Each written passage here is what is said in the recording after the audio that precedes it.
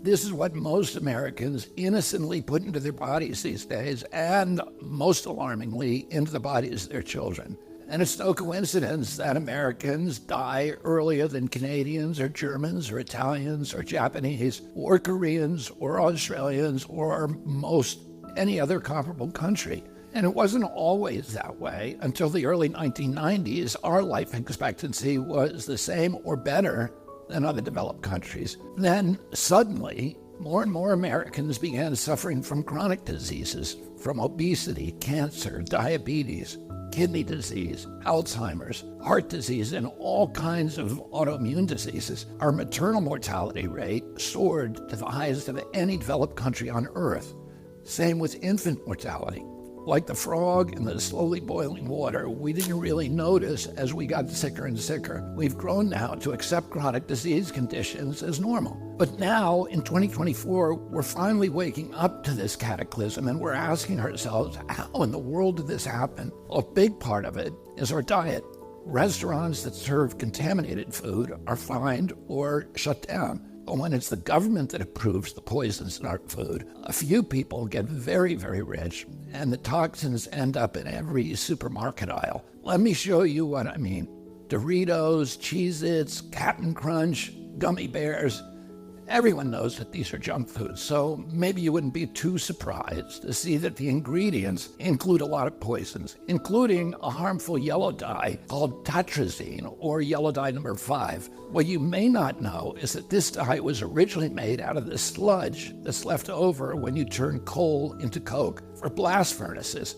It's called coal tar, and I've actually sued many big industries for legacy contamination of coal tar all around the country because it's so toxic and it's so harmful to the environment and human beings. A century ago, it was just an obnoxious industrial byproduct that everybody was trying to figure out ways to get rid of. One of the ways that they did that was by paving roads. But then a British chemist figured out that the coal tar could be used to derive fabric dye. And if fabric dye, why not food?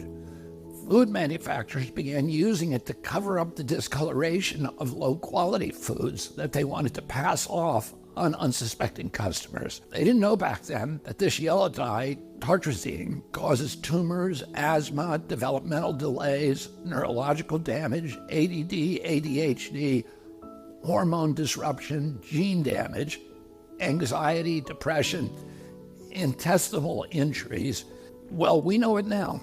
We've known this for decades. That's why tartrazine is heavily restricted in other countries. In some countries, foods with tartrazine have a warning label that it may cause ADHD in children. Today, it's made from petroleum, not coal tar. Either way, it's crazy to add this to your kids' favorite foods.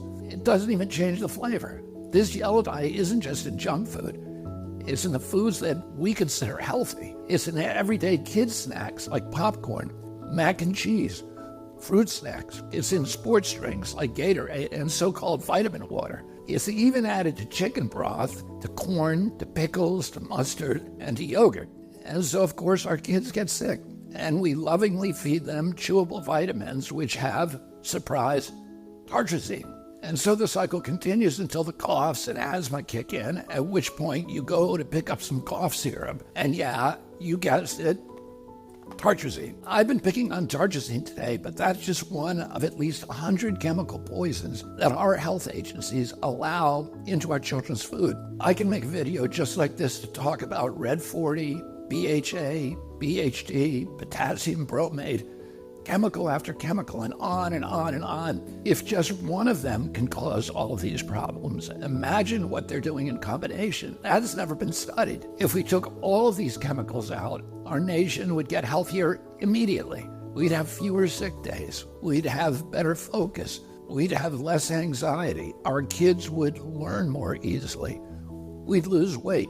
We'd have more energy. We'd have fewer tumors and longer lives. It's not all dark. Over the past 16 years, the government has banned 8 chemical additives that cause cancer, genetic damage, asthma, and many of the other self-conditions as tartrazine does. And you know what's interesting? All 8 of those crucial steps forward in our kids' health were taken under President Trump. But the Democrats who claim to be all about health care have stood by watching other countries ban these poisons and make our kids sick, asthmatic, hyperactive, and depressed. They left them on every supermarket shelf in America. They even used your tax money to put them in your kids' school lunch. So their big food and their big ag donors probably gave them all that golden handshake and the big money hug. And their big pharma donors probably called them up and thanked them also, because now they're going to make billions selling Adderall, Prozac, and rescue inhalers. Enough is enough. President Trump and I are going to stop